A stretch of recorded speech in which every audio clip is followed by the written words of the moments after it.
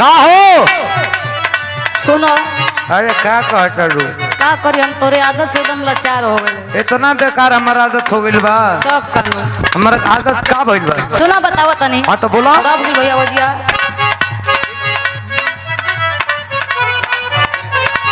का करी में हरारू दारू का करी जौन करे के बाद तौन करी का करी में हरारू दारू अरे का करी में हरारू दारू का करी में हरारू दारू दिनों राती गट के ना का करी में हरारू दारू हेलो हेलो हम कुछ नहीं खाते पीते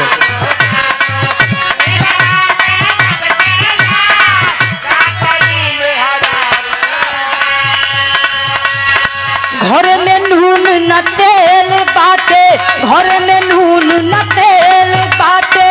दाल रोटी अटकेला मार के फाड़ देंगे बर्बाद कर रहे हैं का करी में हरारू दारू अरे का करी में हरारू दारू दिनों राती गटकेला का करी में हरारू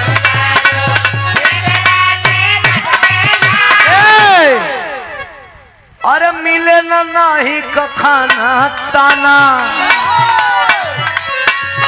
अरे मिले न नाही का खाना ताना मारे लू तू दारू के मिले न नाही का खाना ताना खाना ना मिल रहा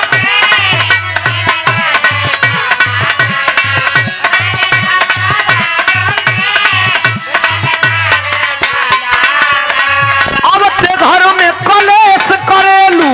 अब ते घर में कलेश करेलू जातरी में हरारू के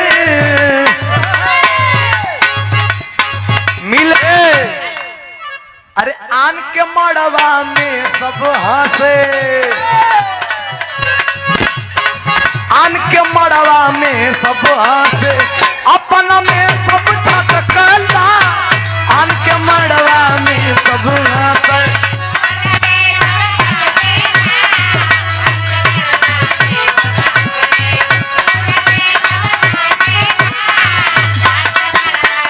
सुनो बोला झुमका मंगनी ना ले अइलो आ अरे झुमका मंगनी ना ले अइलो देवे में तारू चटकेला झुमका मंगनी ना ले अइलो